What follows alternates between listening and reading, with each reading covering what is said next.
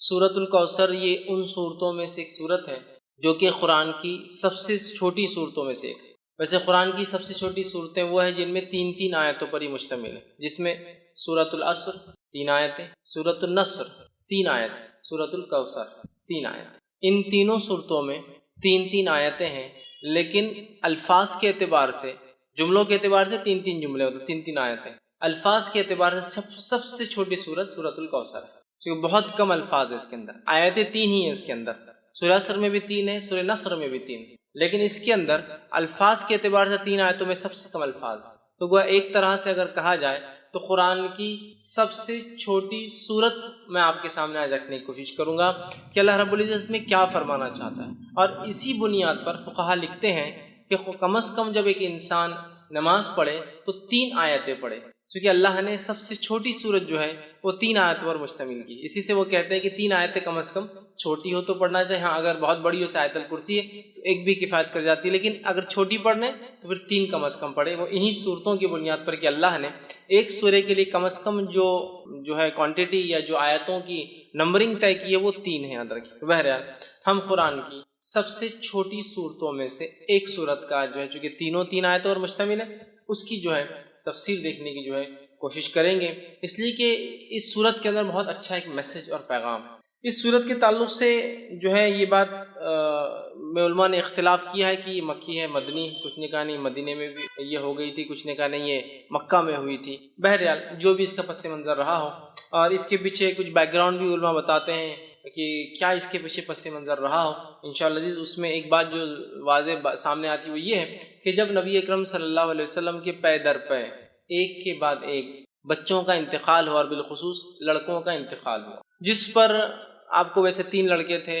ایک قاسم جس کے نام سے آپ ابو القاسم آپ کی کنیت تھی جو پہلے تھے، ایک ابراہیم تھے اور ایک عبداللہ تھا۔ تو بہرحال آپ کو 4 لڑکیاں اور 3 لڑکے تھے، تو تینوں کا پے در پے انتقال ہو گیا۔ جب تینوں لڑکوں کا انتقال ہوا تو مشرکین خوشی منانے لگے، کیونکہ مشرکین، اور جیسا آج ہمارا بھی حال ہے، ایک مادہ پرست ٹوٹلی میٹریلسٹک سوسائٹی میں ہم لوگ رہتے ہیں، جس میں مادہ اور انسان کیا پزیس کرتا ہے، کیا اس کے پاس ہوتا ہے، اس سے اس کی عزت اور توقیر۔ اور اسی کڑی کے اندر ایک اور چیز جو سماج کا بہت بڑا مسئلہ بھی ہے، اور وہ یہ ہے کہ لڑکوں کا ہونا اور نہیں ہونا۔ جب نبی اکرم صلی اللہ علیہ وسلم کو لڑکے نہیں ہوئے، اس سماج میں، جس سماج میں لڑکے فخر کی علامت تھے، لڑکوں کی زیادتی پیدائش کے اعتبار سے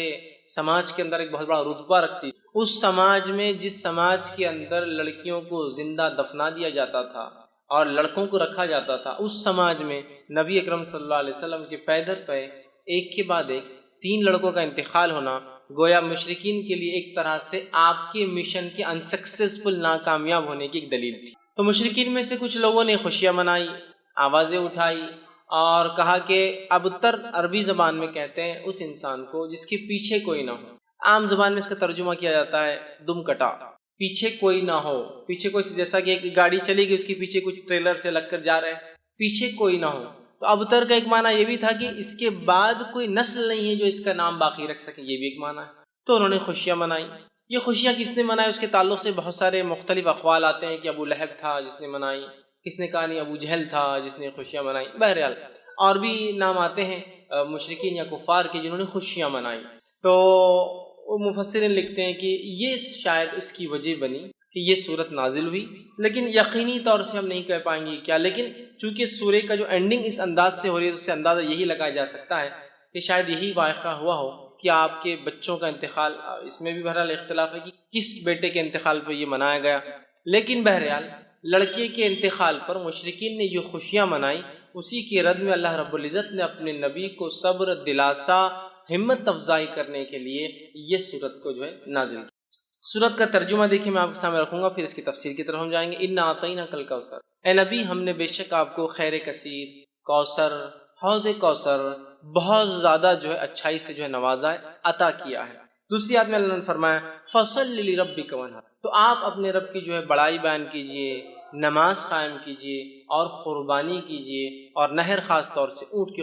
قربانی کیجئے۔ ان شانیک هو الابتر، بے شک یقیناً تمہارا دشمنی دم کٹا رہے گا، بے اولاد رہے گا، یا اس کا کوئی دنیا میں نام لینے والا باقی نہیں رہے گا۔ یہ اس آیت کا بہرحال ترجمہ ہے۔ اب آئیے کچھ تفسیر کی طرف اس کے ہم بڑھتے ہیں۔ سورۃ الکوثر یہ قرآن کی 108 نمبر 108 نمبر کی سورت ہے، اس میں 3 آیتیں ہیں۔ اللہ رب العزت فرماتا ہے بسم اللہ الرحمن الرحیم۔ صحیح مسلم کی ایک روایت آتی ہے نبی اکرم صلی اللہ علیہ وسلم پہ یہ سورت نازل ہوئی اور آپ مسجد میں بیٹھے تھے۔ اسی وجہ سے میں نے کہا اختلاف ہے مکی ہے یا مدنی، کیونکہ اس صحیح مسلم کی روایت میں الفاظ ہے آپ مسجد میں بیٹھے ہوئے تھے، اور ہم جانتے ہیں مکہ میں کوئی مسجد نہیں، مسجد جو ہے مدینہ میں بنی، سمجھ رہا؟ تو بہرحال اس وجہ سے وہ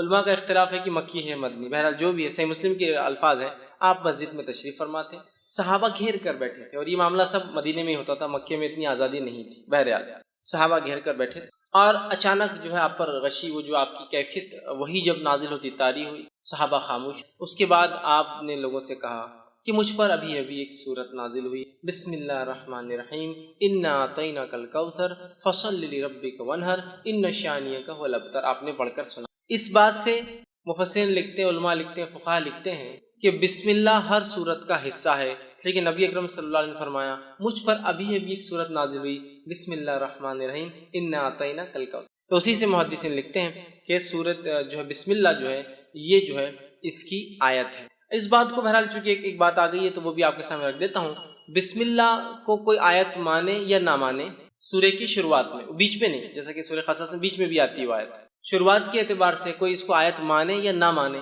اس کے ماننے اور نہ ماننے سے انسان کافر نہیں ہوتا ہے۔ دیگر قرآن کی ایک آیت کا بھی انسان انکار کرے تو وہ کافر ہو، لیکن بسم اللہ میں چونکہ اختلاف ہے کہ یہ آیت مانی جائیں گی یا نہیں مانی جائیں گی، تو لہٰذا اگر اس معاملے میں کوئی بسم اللہ پڑھتا ہے اور کوئی نہیں پڑھتا ہے تو دونوں پہ کسی پہ لعنت ملامت یا اس کو سست یا جو ہے اس طرح سے اس کو غلط یا کافر نہیں کہا جائے۔ ہاں وہ جو قرآن کا حصہ ہے، جیسا کہ سلیمان علیہ السلام نے جو خط لکھا تھا جس کے بارے میں قرآن نے فرمایا انہ من سلیمان بسم اللہ الرحمن الرحیم، اور سلیمان نے جو ہے اس رانی کو جس نے اور جس کے قوم نے سورج کی عبادت کو جو ہے سب کچھ سمجھ لیا تھا، اس کو جب خط لکھا تو لکھا انہ من سلیمان، کہ سلیمان نے جب خط لکھا تو کہا بسم اللہ الرحمن الرحیم، اللہ کے نام سے جو بڑا مہربان نہایت رحم والا۔ اس سے پتہ چلتا ہے کسی بھی خط و کتابت سے پہلے، کسی کو ایڈریس کرنے سے یا خط لکھنے سے پہلے بسم اللہ لکھنا چاہیے بہرحال، اور نبی اکرم صلی اللہ علیہ وسلم بھی لکھا کرتے۔ تو بہرحال تو یہاں رسول اکرم صلی اللہ علیہ وسلم نے کہا کہ مجھ پر ابھی ایک صورت نازل ہوئی بسم اللہ الرحمن الرحیم، ٹھیک ہے، بہرحال وہ کرنا چاہیے۔ اور سورۃ الفاتحہ کے اندر بھی وہ کہتے ہیں پڑھنا چاہیے، اس لیے کہ سورۃ الفاتحہ کا تو یہ ایک حصہ ہے، چونکہ سورۃ الفاتحہ میں جو ہے 7 آیتیں ہیں، تو ظاہر سی بات ہے بسم اللہ کو چھوڑ دیا جائے تو آیتیں پھر 6 ہی بچتی ہیں۔ تو بہرحال ہر صورت سے پہلے اس کو بسم اللہ کو پڑھنا چاہیے۔ تو سورہ صحیح مسلم کی روایت میں آپ نے بسم اللہ الرحمن الرحیم کہا انا اعطیناک الکوثر، مجھ پہ صورت نازل ہوئی بسم اللہ الرحمن الرحیم انا اعطیناک الکوثر، کہ بے شک ہم نے آپ کو خیر کثیر عطا کیا۔ اسی آیت حدیث سے لوگ کہتے ہیں کہ یہ مدنی ہے، کچھ نے کہا نہیں مکی ہے، یہ آپ کے بچوں کے انتقال پر، کس کے انتقال پر وہ تو وضاحت نہیں، لیکن لوگوں نے مشرکین نے جو خوشیاں منائی تھی اللہ نے اس کے جواب میں بہرحال جوابی کارروائی میں یہ جو آیت نازل کی۔ آئیے اس کا ترجمہ ہم نے دیکھا، اب کچھ تفسیر کی طرف جاتے ہیں۔ انا اعطیناک الکوثر، کہ بے شک ہم نے نبی صلی اللہ علیہ وسلم آپ کو خیر کثیر عطا کیا، بہت خیر ہم نے آپ کو عطا کیا۔ اب دیکھیے نبی اکرم صلی اللہ علیہ وسلم کی تھوڑی سچویشن، تھوڑا سیناریو، تھوڑی ذہنی کیفیت کی طرف ہم جاتے ہیں۔ اب ذہنی کیفیت بولے تو آپ ہمیشہ یہ مت سمجھیے جو انسان پاگل ہوتا ہے اس کے لیے لفظ استعمال ہوتا ہے۔ ذہنی کیفیت سے مراد ذہنی حالات، آپ جس کشمکش سے گزر رہے ہیں، جن تکلیفوں اور مصیبتوں کا آپ کو دین اسلام کی دعوت کی وجہ سے سامنا کرنا پڑ رہا ہے، ان مصیبتوں پر اور ان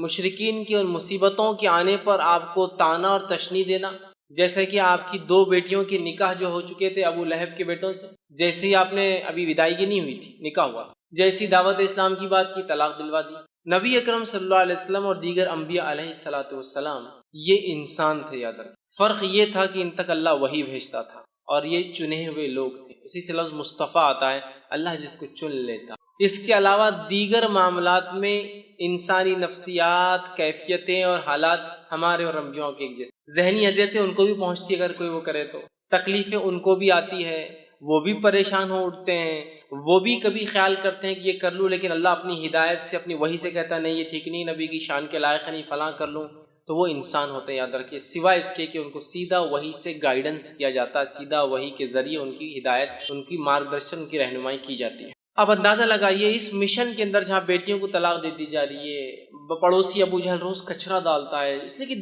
دعوت کی وجہ سے، اسی طرح آپ کا سوشل بائیکاٹ کیا جا رہا ہے، سارا سماج آپ کے خلاف ہے، اس میں آپ کے بیٹوں کا انتقال ہونا، اور ایک ایسے سماج میں جس سماج میں بیٹے ہی سب کچھ ہے، عزت اور بڑائی اور پتہ نہیں کیا کیا تھا، لڑکوں کا ہونا بہت عربوں کے نزدیک، بہت عربوں کے نزدیک کیا، آج میں کہوں گا ساری دنیا کا معاملہ وہی، لڑکوں کا ہونا اور لڑکیوں کا ہونا، اس سے آپ فرق پتا سکتے. ایک شخص کا چہرہ اگر آپ کو کالا دکھ جائے، بہت ہی پریشان حال دکھ جائے، تو ایک اندازہ ہو جاتا ہے، اور ہسپتال سے نکل رہا ہے شاید لڑکی پیدا ہوئی. ایک شخص خوش اور خرم نظر آ رہا ہے اور بہت وہ خوش ہو رہا ہے اور کوئی بانٹ رہا ہے، تو آپ کا اندازہ ہو جاتا ہے اس کو لڑکا پیدا، بیٹا پیدا ہوا ہوں گے، تبھی اتنی خوشیاں منائی جاتی. تو ہر سماج کا آج ہم دیکھتے یہی حال ہے. ٹھیک. تو بہرحال اس سماج میں جہاں بیٹے سب کچھ اور بیٹیوں کو دفنا دیا جاتا ہے، اتنی بری چیزیں، بیٹے داماد ہے کہنا بولے تو ایک شرم کی علامت تھی. اس سماج، اس سوسائٹی میں اندازہ لگائیے نبی اکرم صلی اللہ علیہ وسلم بیٹے پیدا اور انتقال ہو، بیٹیوں کا طلاق دیا جانا، آپ کے بچوں کا بالخصوص لڑکوں کا پیدر پر انتقال ہونا، پڑوسیوں کا روز کچرا ڈالا جانا، لوگوں کا آپ کو برا بھلا کہنا، آپ کو سوشل بائیکاٹ میں 3 سال تک پوروں کو الگ کر دیا جانا، یہ معمولی چیزیں نہیں، یاد رکھیے. اس لیے اللہ رب العزت نے اپنے نبی کے تسکین کے لیے، تسلی کے لیے، ذہنی سکون و اطمینان کے لیے جیسی ایسی کوئی بڑی تکلیف آتی تھی، ایک نعمت عطا کر دیتا تھا فوراً. جیسے کہ مثال کے طور پر نبی اکرم صلی اللہ علیہ وسلم کے جو ہے محبوب چچا، جس نے بڑی اسلام کے خلاف تو نہیں تھے، قبول تو نہیں کیا، لیکن خلاف بھی نہیں، بہت سپورٹ کیا، بہت سپورٹ، اتنا کہ 3 سال کے عام بائیکاٹ میں وہ بھی ساتھ تھا.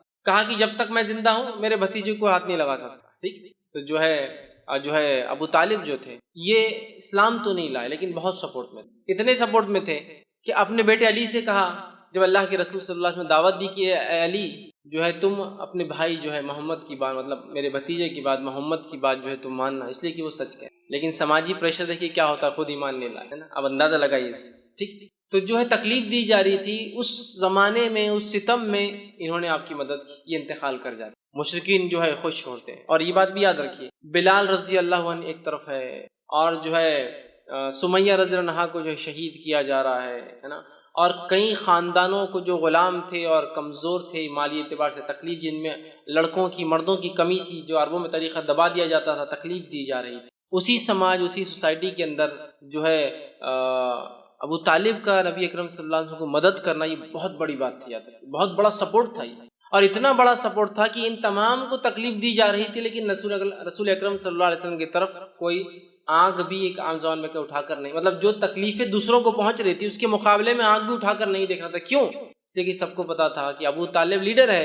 ایمان تو نہیں لائے ہیں، محمد صلی اللہ علیہ وسلم کے دین پر تو نہیں ہے، لیکن پورا سپورٹ ہے، ہاتھ تو نہیں لگا سکتے. یہی وجہ تھی کہ ہاتھ نہیں لگایا. اور جتنی باتیں آتی ہے کہ آپ کا گلا دبایا گیا، آپ کے اوپر اونٹ کی وجڑی رکھ دی گئی، یہ تمام باتیں ان کے انتقال کی بات کی، تب تک تو کسی نے ہمت نہیں کی. یہی وجہ تھی. ان کا انتقال ہوتا ہے تو آپ کے ایک یہ ذہنی سپورٹ بھی تھے، چچا تھے، بڑی محبت تھی، اور والد کے بعد جو ہے اور دادا کے بعد انہوں نے ہی پالا. والد تو انتقال کر گئے تھے پہلے، دادا نے وہ کیا، اور دادا کا انتقال بھی 6 سال کی عمر میں ہوگا. تب سے لے کر انہوں نے کفالت کی اور مددگار بھی تھے اسلام کے. دوسرا فوراً اس کے بعد جو ہے آپ کی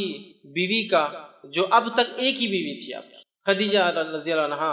ان کا بھی انتقال ہو جاتا ہے. آپ بڑے غمزدہ اور مایوس، ایک طرح سے آپ جو ہے پریشان ہیں. ایک طرف چچا کا سپورٹ جو دین کے لیے مفید تھے، ایک طرف بیوی کا سپورٹ جو گھر سے ایمان والی تھی اور مدد کرتی. پہلے ایمان والی، یاد رکھیے، پہلے ایمان لانے والوں میں یہی شامل. فرسٹ جو کسی نے اسلام لایا وہ ایک عورت تھی. پہلا جو اسلام کے لیے شہادت دی وہ بھی ایک عورت تھی. بہرحال تو پہلی تھی. آپ غمزدہ ہوئے، اللہ نے آپ کو معراج کا سفر، معراج اسی وقت ہوئی نا، دونوں کے انتقال کے بعد معراج ہوئی، سفر کرا دیا تاکہ وہ جو غم اور وہ ذہنی تکلیف تھی ہٹ دی، جب غائب کے معاملات آپ دیکھ کر آ گئے. تو اللہ ایسے ہی کرتا ہے. اب دیکھیے نبی کو تکلیف دی جا رہی ہے، بیٹے کا انتقال ہو گیا، لوگ مذاق اڑا رہے ہیں. ایک آیت آ رہی ہے، ایک سورت آ رہی ہے، غم کی کوئی ضرورت. یہ کہہ رہے ہیں کہ تمہارا لڑکا انتقال کر گیا، تمہارا بیٹا مر گیا، کوئی مسئلہ نہیں، نہ آتا ہی نہ کل کا سر، ہم نے تم کو خیر کثیر عطا کر دیا نا. کیوں تم غم کر رہے ہو چھوٹی موٹی چیزوں پہ دنیا میں جو کھو رہی ہے تم سے؟ خیر کثیر عطا کر دیا، بہت زیادہ خیر ہم نے آپ کو اے نبی نواز دیا. یہ کسی بھی شکل میں ہو سکتا ہے، دنیا کی نعمتوں کی شکل میں. اور ہم نے دیکھا نبی اکرم صلی اللہ علیہ وسلم کی زندگی میں آپ لیڈر کہلائے، آپ نے جو ہے ایک ملک کے آپ سربراہ کہلائے، اور جو جس زمین سے آپ کو بے بس اور بے سہارا اور تکلیف دے کر نکالا گیا تھا، اس زمین پر اللہ رب العزت نے آپ کو ایسے واپس غلبے کے ساتھ لایا کہ جو مشرکین اور جو آپ کے دشمن تھے وہ گھٹنے کو بل آ چکے تھے، جن کے پاس منہ کھولنے کے لیے کوئی چارہ نہیں تھا. مطلب اللہ نے ایسا نوازا کہ ایک انسان جس کو 13 سال تکلیف دے کے اپنے شہر سے نکالا گیا، جب وہ واپس اپنے شہر میں آتا ہے تو ایک فاتو کی حیثیت سے، اور آج سب خلق اس کے جو ہے گھٹنوں پر آ جاتے ہیں۔ دیکھیے 10 سال کے اندر اللہ وہ دیتا ہے، یہ بھی خیر کثیر۔ اسی طرح جو ہے دنیا کی نعمتوں کے اعتبار سے جس شخص کو یا جس دین کے لیے قدم رکھنا ممکن نہیں تھا مکہ شہر میں، آج اس دین کی ایک اپنی سلطنت، ایک حکومت اللہ نے آپ کی زندگی میں بنا دی، یہ خیر کثیر ہے۔ اسی طرح دیگر بہت ساری نعمتیں جو نبی اکرم صلی اللہ علیہ وسلم کو جسمانی اعتبار سے، صحت کے اعتبار سے، بیویوں کے اعتبار سے، اولاد میں لڑکیوں کے اعتبار سے دی گئی، اور صحابہ کے اعتبار سے جو ساتھی اور دوست دیے گئے، یہ بھی خیر کثیر اس میں شامل ہے۔ تو کہا اِنَّا أَعْطَيْنَاكَ الْكَوْثَرَ، آپ ایک اپنے بیٹے کے انتقال پہ جو لوگ خوشیاں منا رہے ہیں، آپ غمزدہ کیوں ہوتے ہیں نبی؟ ہم نے تو آپ کو خیر کثیر عطا کر، بہت کثرت سے خیر عطا کیا۔ اس کا ایک معنی یہ بھی آتا ہے جو مفسرین لیتے ہیں، ہم نے آپ کو حوض کوثر عطا کیا۔ حوض کوثر کیا ہے؟ حوض کوثر جنت کی ایک نہر ہے۔ وہ نہر کے اطراف کے بہت سارے حالات، وہ کیسی دکھتی ہے، کیا ہوتی ہے، بہت ساری تفصیلات ہوتی ہے۔ ایک روایت میں آتا ہے اس کے اطراف پرندے بھی ہیں۔ ابوبکر صدیق رضی اللہ عنہ بیٹھے تھے کہ اللہ کے رسول، نہر کا پانی تو بڑا اچھا ہوگا، تو کہا ہاں، شہد سے بھی زیادہ میٹھا ہے، دودھ سے بھی زیادہ سفید ہے، ٹھیک ہے، بڑی اس کی خصوصیتیں ہیں۔ کہا اس کے اطراف پرندے ہیں، تو کہا بہت اچھا منظر ہوگا، تو کہا ہاں، پرندے کھانے میں بھی ابوبکر بڑے اچھے ہوں گے، وہ اس میں پرندے ہوں گے، وہ ایک نہر ہے جو جنت سے نکلتی ہے، اور اسے کوثر اس لیے کہا گیا کہ اس پہ اتنے پیالے ہیں جن سے جو لوگ جنت میں داخل ہوں گے ان کو پلایا جائے گا۔ اس کے پانی پینے کے بعد انسان کو پھر کبھی پیاس نہیں لگیں گی، وہ جنت میں کھائیں گا بھی، پئیں گا بھی، لیکن اس کی ضرورت محسوس نہیں ہوگی پینے کی، اس کوثر کے پانی پینے کے۔ وہاں اتنے سارے گلاس ہیں کہ آپ صلی اللہ علیہ وسلم نے فرمایا، مطلب پینے کے مرتبان ہیں کہ آپ نے فرمایا جیسے آسمان کے ستارے، اتنے مرتبان ہیں، اتنے پیالے، اتنے گلاس ہیں جس میں آپ خود پلائیں گے۔ اور وہاں آپ فرماتے ہیں میرا ممبر لگایا جائے گا، اور وہاں میں کھڑا ہوں گا، اور پھر لوگ آتے جائیں گے، میں انہیں اب پانی دیتا جاؤں گا، جو اس کا پانی ایک بار پی لیں گا وہ کبھی پھر زندگی میں پیاس محسوس نہیں کریں گے۔ جنت میں لوگ پئیں گے لیکن ضرورت نہیں رہیں گی، محسوس نہیں ہوں گی لیکن پئیں گے، یہ ایک الگ چیز، مطلب آپ کو کوئی چیز کی ضرورت نہیں لیکن پھر بھی آپ رکھتے ہیں اس کو، ایک الگ چیز۔ تو یہ کوثر ہے۔ تو کہا ہم نے آپ کو حوض کوثر عطا، جس کا پانی پی کر لوگ پیاس محسوس نہیں کریں گے، جس پہ اس کثرت سے لوگ پانی پئیں گے، جس کی وجہ سے کوثر اسے، اس کثرت سے پیالے ہیں، اور ہر ایک انسان کو ایک پیالہ۔ اور آسمان کے ستارے کتنے ہیں؟ میں سمجھتا ہوں یہ ممکن نہیں ہے ہمارے لیے، ٹریلینس آف سٹار، صرف ایک ایک چھوٹی چھوٹی گیلیکسیز، ٹریلینس، تو اتنے اس کے پیالے، اسی وجہ سے کوثر کہا۔ تو ہم نے آپ کو حوض کوثر عطا کیا۔ حوض کوثر کا جو واقعہ صحیح مسلم میں آتا ہے، آپ نے فرماتے ہیں میرا ممبر لایا جائے گا، میں کھڑا ہوں گا، لوگ آ رہے ہوں گے، میں پانی پلا رہا ہوں گا، اور کچھ لوگ آ رہے ہوں گے تو انہیں دھکے دے کر پیچھے کیا جائے گا، میں کہوں گا فرشتوں یہ میری امت کے لوگ ہیں، انہیں آنے دو، انہیں آنے دو۔ فرشتے کہیں گے اللہ کے رسول صلی اللہ علیہ وسلم آپ کو نہیں پتہ آپ کے جانے کے بعد انہوں نے کیا کیا؟ آپ سے کہیں گے کیا کیا؟ وہ کہیں گے انہوں نے آپ کے جانے کے بعد آپ کے دین میں بدعتیں ایجاد کی۔ بدعت مطلب نئے نئے کام کیے، نئے نئے اعمال کی جو آپ نے نہیں بتائے تھے۔ آپ سے کہیں گے سحقاً، دور لے جاؤ، میں نظر دور لے جاؤ، اس لیے کہ میرے جانے کے بعد یہ کیا دین کے ساتھ انہوں نے۔ تو بدعتی لوگ اس حوض کوثر پہ سے پانی نہیں پی۔ اس سے ایک مسئلہ یہ بھی نکلتا ہے نبی اکرم صلی اللہ علیہ وسلم کو امت کے اعمال کا پتہ نہیں ہے، اسی لیے آپ کو کہا جائے گا آپ کو پتہ نہیں کیا کیا گیا۔ لیکن یہاں لوگ ایک چیز لاتے نہیں، نبی اکرم صلی اللہ علیہ وسلم کو یہ تو پتہ ہوگا کہ میری امتی ہے نا، تو یاد رکھیے یہ تو آپ کو بتایا جائے گا، اور ہر امت پہچانی جائیں گی۔ کچھ روایتوں میں آتا ہر کسی کے پیچھے جھنڈے ہوں گے، فلیگز ہوں گے جس سے پہچانے جائیں گے کون ہے۔ یہ تو کوئی ناممکن بات نہیں کہ اللہ کے رسول پہچان لیں گے، تمام انبیاء پہچان لیں گے اپنی امت کو، ہر امت ایک جھنڈے تلے ہوں گی، فلیگز ہوں گے ان کے، وہ کیسے واللہ عالم، پہچانے جائیں گے، سمجھ رہا؟ یہ تو آپ کو بتایا جائے گا لیکن آپ کو پتہ نہیں ہوگا امت نے کیا کیا، اس لیے کہ آپ عالم الغیب نہیں۔ تو یہاں پتہ چلا اس خیر کثیر کو اگر حاصل کرنا ہے ایک امتی کو، تو اسے چاہیے کہ نبی اکرم صلی اللہ علیہ وسلم کے دین میں بدعت ایجاد نہ کرے، ورنہ حوض کوثر پہ سے اس کو پیچھے کر دیا جائے گا، عام الفاظ میں کہوں تو ہکال دیا، اور اسے پانی نصیب نہیں ہوگا۔ تو جو جام کوثر پینا چاہتا ہے اپنے نبی کے ہاتھ سے، تو اسے چاہیے کہ اپنے نبی کے طریقے پہ ساری زندگی، اور اس میں کوئی چیز نہ کمی کرے نہ کسی چیز کا اضافہ کرے، ورنہ اس حوض کوثر پہ سے اسے نکال دیا۔ تو کہا اِنَّا أَعْطَيْنَاكَ الْكَوْثَرَ، اے نبی ہم نے آپ کو خیر کثیر حوض کوثر عطا کیا۔ اور دونوں باتیں درست ہیں، اس لیے کہ حوض کوثر خود ایک خیر کثیر کا حصہ بھی ہو سکتی ہے، بہت زیادہ خیر کا حصہ، دنیا میں مختلف چیزوں کے اعتبار سے خیر ہم نے آپ کو عطا فرمایا، اور آخرت میں دیکھیے صحابہ خود ایک جو ہے نبی اکرم صلی اللہ علیہ وسلم کو ایک خیر کثیر جو عطا کیا تھا، اس کی ایک علامت ہو سکتے ہیں کہ عیسیٰ علیہ السلام کے حوارین کی تعداد 11 یا 12 آتی ہے۔ آپ سے خود فرماتے ہیں کچھ انبیاء ایسے ہوں گے روز قیامت جو اکیلے آ جائیں گے، ایک بھی فالوور، ایک بھی ماننے والا نہیں، کچھ کے پیچھے 2 ہوں گے، 1 ہوں گے، کچھ کے پیچھے 2 ہوں گے، کچھ کے پاس 80 ہوں گے، بس اتنے ہوں گے۔ اور میں دیکھوں گا بنی اسرائیل بہت تعداد ہے موسیٰ علیہ السلام کی امت، اور میں امید کرتا ہوں کہ میری قوم اس سے زیادہ ہوں۔ اور پھر آگے آپ نے فرمایا کہ تم جو ہے اولادیں پیدا کرو، اس لیے کہ میں اس روز جو ہے تمہاری تعداد پر فخر، سمجھ رہے ہیں ہمارا؟ تو آپ دیکھیے، تو یہاں انبیاء کی حالات دیکھیے کہ ایک بھی نہیں ہے، 1 ہے، 2 ہے، 30 40 50 100 80 ہے نا۔ بنی اسرائیل سیکنڈ ٹو امت محمدیہ ہونے والی، نیکسٹ ہوں گی، اس لیے آپ نے کہا امید ہے میری امت جو ہے سب سے زیادہ ہوں گی، بنی اسرائیل کو بھی پیچھے چھوڑ دیں گے میرے امت، اتنے تعداد کے اعتبار سے زیادہ ہوں۔ تو دیکھیے صحابہ کی تعداد دیکھیے، کچھ انبیاء کو تو ایک بھی نہیں ملا ہے صحابی۔ اللہ کے رسول صلی اللہ علیہ وسلم کو ایسے صحابہ ساتھی کو کہتے ہیں، یاد رکھیے، اصحاب جو ہے ساتھی کو کہتے ہیں عربی زبان میں، ٹھیک؟ تلامید اسٹوڈنٹ نہیں تھے، یہ ساتھی، اور ساتھی جنرلی کیلیبر کا ہوتا ہے بہت، اسی لیے اس کو اصحاب کہا جاتا ہے۔ ٹیچر اور اسٹوڈنٹ کو کبھی بھی ساتھی نہیں کہیں گے آپ، 2 اسٹوڈنٹس کو ساتھی کہا جاتا ہے۔ یہاں دیکھیے اصحاب کہا گیا اس لیے کہ اللہ نے ان کو تیار کیا گیا ہے، اللہ نے تیار کیا تھا، اور اللہ نے خود قرآن میں بیان کیا کہ صحابہ کی مثال توریت اور انجیل میں بھی اللہ نے دی، تو گویا صحابہ بھی چوزن پیپل تھے، سلیکٹڈ پیپل تھے، چنے ہوئے لوگ تھے۔ بہرحال تو یہ بھی خیر کثیر، تو بہت ساری باتیں، لیکن خیر کثیر سے مراد کچھ بھی خیر جو اللہ نے دیا، اور حوض کوثر بھی ہو سکتا ہے، چونکہ حوض اور کوثر بھی خیر کثیر کی ایک ایگزامپل یا مثال، یہ یاد رکھیں۔ چلیے ہم آگے بڑھتے ہیں۔ اللہ نے فرمایا اِنَّا أَعْطَيْنَاكَ الْكَوْثَرَ، اے نبی ہم نے آپ کو خیر کثیر عطا کیا، کوثر عطا کیا، حوض کوثر عطا کیا، فَصَلِّ لِرَبِّكَ وَانْحَرْ، تو آپ کیا کیجئے؟ نماز قائم کیجئے۔ آپ کیا کیجئے؟ تو جو رب کے لیے جو ہے نماز پڑھیے، بڑائی بیان کیجئے، نماز قائم کیجئے، وَانْحَرْ، اور کیا کیجئے اس کے ساتھ؟ قربانی کیجئے۔ نہر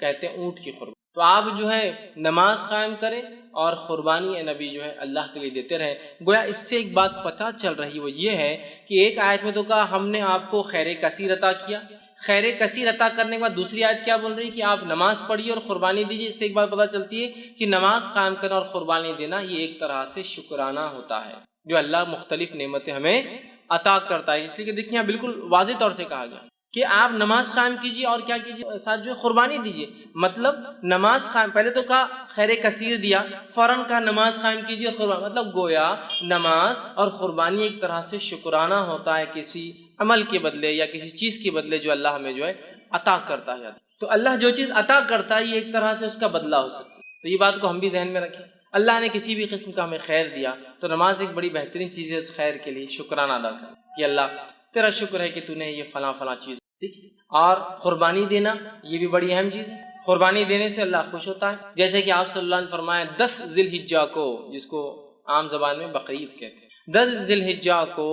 جانور ذبح کرنے، نہر خون بہانے سے زیادہ کوئی عمل اللہ کو بہت محبوب عمل ہے، قربانی ہے کہ اللہ ہم جانور کی قربانی دے کے اعلان کرتے کہ وقت آنے پر ہر چیز تیری راہ میں ہم قربان کر دیں گے، اعلان ہوتا۔ تو یہاں کہا کہ فصل لربک، تو نماز قائم کی، تو گویا دیکھیے اشارہ ہو گیا ہے کہ اگر اللہ بھی ہمیں کوئی نعمت یا شکر دے تو ہم کیا کریں؟ نماز قائم کریں۔ اور نبی اکرم صلی اللہ علیہ وسلم کے تعلق سے ابوبکر صدیق رضی اللہ عنہ فرماتے ہیں اللہ کے رسول صلی اللہ علیہ وسلم کو جب بھی کوئی خبر پہنچتی اچھی، آپ سجدے میں گر جاتے ہیں، کوئی مصیبت آتی، کوئی آندھی آتی، کوئی طوفان آتا، کوئی پریشانی ہوتی، آپ مسجد کی طرف بھاگتے، مطلب نماز پڑھتے۔ خوشخبری آئی تو نماز، سجدے میں گرنا، مصیبت آئی تو نماز دونوں کے لیے حل ہے۔ اور اللہ نے اس بات کو سورہ بقرہ میں فرمایا، بیان بھی کیا، وَاسْتَعِينُوا بِالصَّبْرِ، مانگو اللہ سے صبر اور نماز کے ذریعے مانگنا ہے ہم کو، یاد رکھیں۔ تو یہاں شکرانہ بھی ہے نماز، حاجت کے لیے دعائی ہے نماز، دعا کی ایک قسم ہے نماز، اللہ کا ایک فریضہ فرض کردہ ایک حکم بھی ہے نماز، بہت ساری چیزیں ہیں نماز۔ نماز کے اتنے فوائد ہیں کہ ہم گنتے جائیں تو ممکن نہیں یاد رکھیں کہ ہم ایک جگہ جمع کریں، اتنے فوائد ہیں۔ بہرحال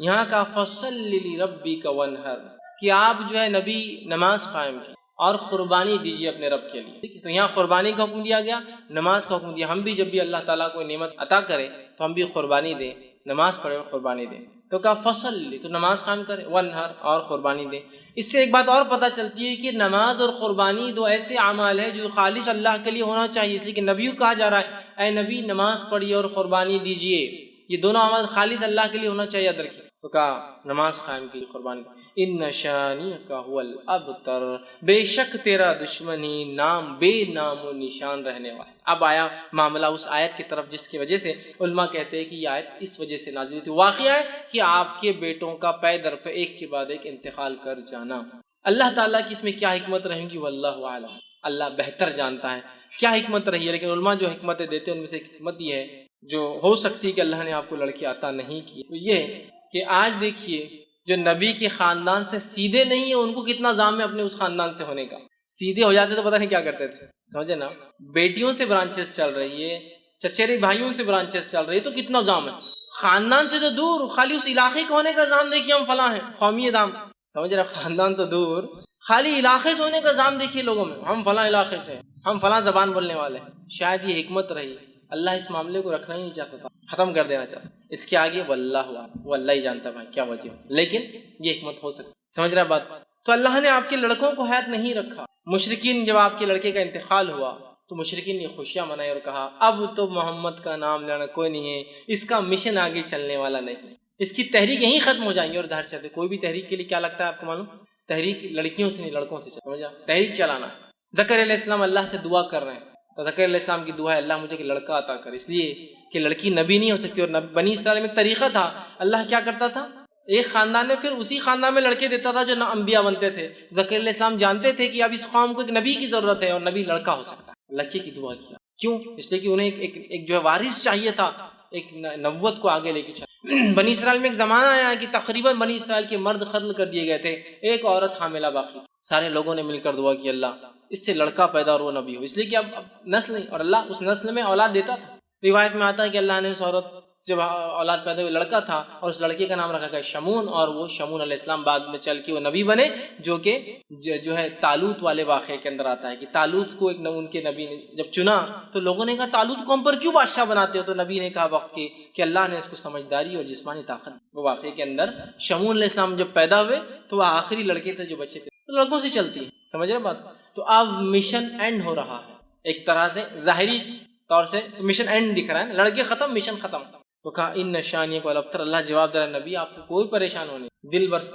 جو ہے اپنے آپ کو جو ہے مایوس کرنے کی کوئی ضرورت نہیں، آپ کا دشمن بے نام و نشان، گویا اس کا دوسرا معنی ہے آپ کا نام و نشان رہنے والا ہے، آپ کا دشمن جو آپ کا مذاق اڑاتا ہے اس کی چاہے ہزاروں اولادیں ہو جائے یہ بے نام و نشان ہوں گے، آج جتنے مشرکین کو ہم یاد کرتے ہیں سوائے سیرت کے اس کے علاوہ کبھی یاد کرتے ہیں جو مشرکین کے نام آج تھوڑے بہت باقی ہیں بڑے بڑے سرداروں کے، اس کے علاوہ جو جنگ بدر میں عہد میں مر کھپ گئے کون پہچانتا ان مشرکین کو آج، کبھی آپ نے سنا مکہ گئے تو یہ کنواں تھا اس میں 10 مشرکین ڈالے گئے، پہلا یہ تھا دوسرا یہ تھا تیسرا یہ تھا، کس کو پرواہ ان کی، مر کھپ گئے، نسلیں چلی ہوں گی لیکن کوئی ان کو نہیں پہچانتا ہے، خود ان کی نسلوں نے ایمان لانے کے بعد ان کا نام لینا پسند نہیں کیا کہ ہمارے جد اعلیٰ تھے یہ، ہمارے باپ دادا تھے یہ، ہے نا، جب ابو جہل کے گھر والے ایمان لائے تو کچھ صحابہ بعد میں آنے والے لوگ ان کو کہتے تھے کہ ارے تو ابو جہل کی اولاد، تو وہ گئے اللہ کے رسول کے پاس، کہا اللہ کے رسول یہ بار بار ہم کو تانا دیتے ہیں لوگ ابو جہل، تو آپ نے کہا کہ اپنے مردوں کو برا نہ کہو، اس لیے کہ ان کو برا کہنے سے ہمارے زندوں کو تکلیف ہوتی ہے، تو یہ ایک مشرک مردے کے بارے میں بات، لہٰذا سے ایک پتہ چلتا ہے کہ ہم مومن مردے کے بارے میں بری بات نہیں کرنا چاہیے، مشرک تھا نا، تو کہا اپنے مردوں کے بارے میں ابو جہل کو برا مت بولو، اس لیے کہ اس سے کیا ہوتا ہے اس کے گھر والوں ایک روایت میں آتا ہے کہ عبداللہ ایک مرتبہ جو کہ عبداللہ بن عبداللہ ان کا نام تھا بن ابے، جو کہ منافقین کا سردار تھا، عبداللہ بن ابے، ان کے بیٹے کا نام بھی عبداللہ تھا، تو عبداللہ بن عبداللہ اور کہ اللہ کے رسول صلی اللہ علیہ وسلم لوگ میرے باپ کے بارے میں تانا مارتے ہیں کہ رئیس المنافق تھا، منافق ہوئے تھا، کہ تو نام تو اللہ نے نبی کو بتایا تھا لیکن صفتیں اللہ نے قرآن میں اتنی کھول کھول کے بیان کی مشرکین کی اور اللہ کے رسول نے منافقین کی کہ پتہ چلنا بہت آسان تھا، صحابہ کو معلوم تھا، تو آگے کہا میرے باپ کو برا کہتا، آپ نے کہا اپنے مردوں کو برا مت کہو، وہ اپنے انجام کو پہنچ چکے ہیں، تم مردوں کو برا کہنے سے زندوں کو تکلیف، تو آج ان کے خاندان والے خود جو ہے نام نہیں لیتے، بے نام ہو گئے، وہ اولاد کے بعد لڑکوں کے بعد ہزاروں لڑکوں اور نسلوں کے بعد بے نام، کہا تیرا دشمن بے نام رہے، تو جتنے دشمنوں کا نام لے بھی لیتے نا ابو لہب کا صرف اس لیے لیتے کہ سیرت میں بات ہے، اس کے علاوہ کبھی تذکرے سنے ابو لہب کی مجلس، ابو جہل کی کوئی مجلس سج رہی کہ اس نے کیا کیا کچھ کوئی نام نہیں، ہم ہی کبھی تو بھی لے لیتے ارے تورے بولتے نکل جاتے آگے، کوئی ویلیو نہیں کوئی نہیں، اور نبی اکرم صلی اللہ علیہ وسلم جہاں وہ یہ سمجھ رہے تھے اس کے لڑکا نہ ہونے سے اس کا خاندان ختم، نسل ختم، اور آپ کی عمر بھی تو ہو چلی تھی نا، تو ان کو وہ تھا کہ اب عمر بھی تو ہو جا رہی ہے شخص کی، اس کو اب اولاد نہیں تھوڑی ہوتی بعد میں، اور وہ خوش ہو رہے تھے، اللہ نے کہا تیرا دشمن یا نبی بے نام و نشان، دم کٹا، بغیر نسل کے، بغیر اولادیں ہوں گی ہو سکتا، لیکن وہ جو تمہیں کہتے ہیں نا تمہارا نام کوئی نہیں لیں گا، آج ہم دیکھتے ہیں نبی اکرم صلی اللہ علیہ وسلم کا نام ان کے بچوں کے نام سے تو نہیں، مطلب لڑکوں کے نام سے تو نہیں رہا، لیکن آج دنیا میں سب سے زیادہ نام جو رکھا جاتا ہے اور وہ کیا تھا، وہ کیا ہے معلوم آپ کو؟ محمد، سب سے زیادہ ویسے دنیاوی اعتبار سے آتا ہے کہ چین جو نام ہوتا ہے نا، چین چائنیز نیم، چین وہ سر نیم سب سے زیادہ ہوتا ہے، لیکن محمد اس سے بھی زیادہ ہے۔ کیوں؟ اس لیے کہ محمد کے بہت سے ویریئنٹس ہیں، MOHAMMAD، MUHAMMAD، MOHAMMED، سمجھ رہے آپ، MUHMED، یہ سب ہیں، تو ان کو الگ الگ کیا جاتا ہے۔ جب 15 آتے ہیں، مطلب چین کے بعد 15 اور نام صرف محمد ہی چلتے ہیں پورے، الگ الگ ناموں سے جو محمد کی اسپیلنگس ہوتی ہے، اس ناموں کو اگر لے لیا جائے تو 15 اس کی الگ الگ کیٹیگرائزیشن ہوتے ہیں۔ تو اگر ان سب کو ملا جائے، چونکہ سب کا مقصد محمد ہی ہے، تو دنیا میں سب سے اول نام جو رکھا جاتا ہے وہ کیا ہے؟ محمد۔ کچھ نہ بھی ہو تو کم از کم اپنے بچوں کے نام میں والدین پہلے محمد اور پھر فلاں رکھتے ہیں۔ دیکھیے اللہ کے رسول صلی اللہ علیہ وسلم، کوئی لڑکا تو زندہ نہ رہا، لیکن ہر لڑکے کا نام مسلمان محمد رکھتے، آگے کم از کم چلو نام کچھ ہے تو محمد فلاں ہے نا۔ دیکھیے وہ سمجھ رہتے کہ اس کا نام کوئی لینے والا نہیں، آج سب سے زیادہ نام جو ہے محمد دنیا میں رکھا جاتا ہے۔ وہ سمجھ رہے تھے کہ اولاد کے خاتمے سے نسل ختم ہو جائیں گے، مشن ختم ہو جائیں گا۔ اللہ نے ہزاروں لاکھوں صحابہ کھڑے کر دی جنہوں نے مشن کو لے کے چلے، آپ کا نام لے کے چلے۔ ساری دنیا کے اندر درس و تدریس شروع ہے، یہاں ایک درس ابھی ختم ہو رہا ہے تو وہاں کہیں چالو ہو رہا ہے، وہاں ختم ہو رہا ہے تو وہاں چالو ہو رہا ہے، وہاں ختم ہو رہا ہے تو وہاں چالو ہو رہا ہے، کہیں ختم ہوا تو ہم نے چالو کیا، یہاں سے وہ ہو رہا ہے۔ ساری دنیا میں سیرت بیان کی جا رہی ہے، قرآن کی تفسیر ہو رہی ہے، اللہ کے رسول صلی اللہ علیہ وسلم کا نام اس میں پھر آ رہا ہے، دشمن کا نام تو غائب ہے۔ اسی طرح کوئی درس و تدریس نہ بھی ہو تو اذانوں کا سلسلہ ساری دنیا میں کنٹینیوس چل رہا ہے، چین میں چل رہا ہے۔ سب سے پہلے صبح جاپان میں ہوتی ہے، جاپان میں فجر کی اذانیں شروع ہوگی صبح سے پہلے، جاپان سے معاملہ ہوا ملیشیا، انڈونیشیا، معاملہ چل رہا ہے برما، ویتنام، کمبوڈیا، بنگلہ دیش، ہندوستان، پاکستان، افغانستان، ایران، عراق، سیریا، پھر اس کے بعد آپ چلتے جائیے پورے یورپین کنٹریز، اس کے بعد UK، US۔ ابھی US میں ختم ہوا فجر کا معاملہ تو ادھر عشاء کا معاملہ پھر جاپان میں چالو ہوگا، معاملہ دن پلٹ گیا، پھر ہی چالو ہوگی۔ تو ایک گھڑی ایسی نہیں ہے جب محمد صلی اللہ علیہ وسلم کا نام لیا نہیں جا رہا ہے، اذانوں میں لیا جا رہا ہے، درس و تدریس میں لیا جا رہا ہے، کتابوں کی شکل میں پڑھ کے لوگ نام لے رہے ہیں، لوگوں کو ابھارا جا رہا ہے، مثالیں دی جا رہی ہے، مسلم لے رہا ہے، غیر مسلم لے رہا ہے، اچھائی سے لے رہا ہے، برائی سے لے رہا ہے، نام لیکن چل رہا ہے۔ دشمن کو تو کوئی پوچھنے والا اور پہچاننے والا بھی نہیں ہے سوائے ہم کے، ہمارے کہ کبھی کبھار سیرت میں ہم بول دیتے ہیں فلاں کٹر منافق تھا، کٹر مشرک تھا، تو گویا انہوں نے سمجھا اولاد کا لڑکوں کو ہونا نسلوں کو باقی رکھنے کی بجائے اللہ نے بغیر لڑکے کی بھی نبی کا نام قیامت ان نشانیاں کا ولبتر، تیرا دشمن بے نام و نشان ہے، اور ہو گیا دشمن بے نام و نشان۔ نبی کا نام لینے والے تو کروڑوں لوگ ہیں، بلینس میں لوگ ہیں جو نام، کچھ نہیں تو اپنے بچوں کی نام کی شکل میں نام لے رہے ہیں، درس و تدریس ہے اور اذانیں دی جا رہی ہے جس میں ہمارا ہے تو یہ بے نام۔ اب اس میں ایک بہت امپورٹنٹ پوائنٹ جو نکل رہا ہے وہ کیا ہے، وہ بھی تھوڑا دیکھیں، بہت امپورٹنٹ پوائنٹ وہ کیا ہے۔ نبی کو ان کے لڑکوں کے انتقال پر مشرکین نے ستایا، بات صحیح ہے، اس پر اللہ نے آیت نازل کی، بات صحیح۔ گویا نبی خود اپنے لیے ایک لڑکا پیدا نہیں کر سکتے تھے، بہت امپورٹنٹ پوائنٹ ہے، یعنی اب اس کی یہاں کیا ضرورت ہے، بہت ضرورت ہے اس کی۔ آج ہم لوگ جب اولاد نہیں ہوتی ہے تو پتہ نہیں کہاں کہاں اولادیں مانگ رہے ہیں، جس سے بھی مانگتے ہو وہ امتی ہے، نبی تو نہیں ہے، جس سے بھی مانگتے ہو۔ ابراہیم علیہ السلام ہے، 80 سال کے ہو گئے اولاد پیدا نہیں کر سکتے، زکریا علیہ السلام کے بال سفید ہو گئے اولاد پیدا نہیں کر سکتے، محمد صلی اللہ علیہ وسلم کو 3 لڑکے ہوئے، تینوں کو بچا نہیں سکے، بہت عبرت ہے اس واقعے۔ تو جب نبی اپنے لیے لڑکے پیدا، اور ظاہر سی بات ہے آپ سب نے بعد میں بھی کہا ہوا، آپ کو تیسرے کے بعد چوتھا کوئی لڑکا تو ہوا نہیں، تو نبی اپنے لیے کوئی لڑکا پیدا نہیں کر سکے، پیدا کرنا تو بہت دور کی بات ہے۔ جب نبی اکرم صلی اللہ علیہ وسلم کے بیٹے کا انتقال ہو رہا تھا، آپ مسجد نبوی میں تھے، روایت میں آتا ہے کہ لے کر آئے، اور آپ کے بیٹے عبداللہ ہچکیاں لے رہے، مطلب موت کے قریب ہے، اور روایت میں کہ آپ کبھی عبداللہ کو دیکھتے اور کبھی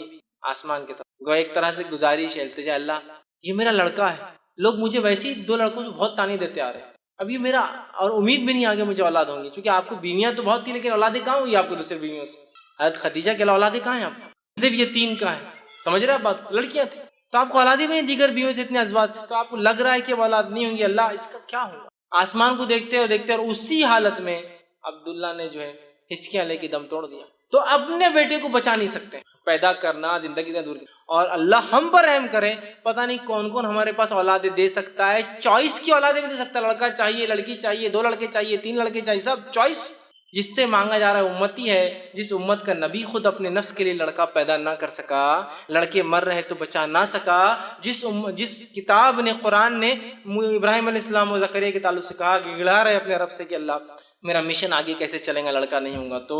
تو کیا کوئی امتی اولاد دے سکتا ہے؟ بتائیے دے سکتا ہے؟ کوئی امتی اولاد نہیں دے سکتا، کوئی امتی نہیں دے سکتا۔ تو ایک بڑا سبق تھا کہ تیرا دشمن بے نام رہے گا. لیکن نبی آپ کو لڑکا نہیں، ٹھیک ہے، اس وجہ سے آپ کا نام فلاں بن محمد نہیں باقی رہے گا، لیکن تیرا دشمن بے نام، ہم آپ کا نام قیامت تک باقی رکھنے والے. کس شکل میں وہ ایک الگ معاملہ ہے، لیکن آپ کا نام باقی رکھ. اس سے پتہ چلا نبی اپنے نفس کے لیے لڑکے پیدا نہیں. قرآن میں اللہ نے اس کی وضاحت کی. اللہ جسے چاہتا ہے لڑکے دیتا ہے، جسے چاہتا ہے لڑکیاں دیتا ہے، جسے چاہتا ہے دونوں دیتا ہے، اور جسے چاہتا ہے کچھ بھی نہیں دیتا. چوائس، اس کی مرضی، اس کی مرضی. سمجھ رہا بات؟ تو یہ بڑا میسج تھا اس میں. تیرا دشمن بے نام رہیں گا، آپ کو اولاد نہیں، لڑکا نہیں ہے، نبی یہ خوش ہو رہے ہیں، آپ گھبرائے مت، آپ کا نام باقی رکھیں گے. گویا نبی اپنے نفس کے لیے لڑکا پیدا نہیں کر سکتے. تو رہا امتی لڑکے اور بچے دے رہے ہیں. کتنے بد لوگوں نے پتہ نہیں آستانے اور در بنا دیے، جہاں جا کر فلاں عمل کر لیے تو لڑکے بھی پیدا ہوتے چوائس کے. نہیں بھائی ہم کو تو 4 لڑکے لڑکی چاہیے، تو چوائس سے لڑکی بھی لے لیجیے آپ. سبحان اللہ. تھوڑی تو عقل لڑاؤ. قرآن سے دوری کا یہ نتیجہ ہے. انبیاء اپنے لیے نہیں پیدا کر سکتے جو چیز. کون ہے جو امت میں سے وہ چیز دے سکے جو اللہ کے سب سے چہیتے اپنے نفس کے لیے پیدا نہیں کرتے؟ وہ انبیاء ہے نا. تو اسٹرانگ میسج ہے اس کا. تو اس صورت کے اندر اللہ رب العزت نے اپنے نبی کو دلاسا دیا اور کہا آپ کا دشمن بے نام و نشان رہے گا، آپ کا نام قیامت تک باقی رہے گا. آئیے اس صورت کی پھر ایک بار مختصر ترجمہ رکھ کے ہم بات کی خاتمے کی طرف چلیں. اللہ نے فرمایا انا اعطیناک، اے نبی ہم نے آپ کو خیر کثیر، حوض کوثر اور جو ہے بہت سارا خیر عطا فرمایا. فصل لربک وانحر، تو آپ نماز قائم کی، اللہ کا ذکر کی اور قربانی دیجیے، نہر کیجیے، اونٹ قربان کیجیے. اونٹ کو قربان کرنے کی خاص طریقے کو نہر کریے. ان نشانیہ کو البتہ، جو دشمن یہ سمجھتا ہے کہ آپ کو بیٹا نہ ہونے سے نسل ختم ہو گئی، وہ دشمن کو بے نام و نشان دم کٹا بغیر کسی نام کا رکھیں گے، اور آپ کا نام نبی ہم ہمیشہ کے لیے باقی رکھیں گے. اور یہ بھی خیر کثیر کا حصہ ہے کہ نبی کا بیٹا نہ ہونے کے باوجود بھی آپ کا نام لیا جا رہا ہے، لیا جائے گا، لیا جاتا ہے.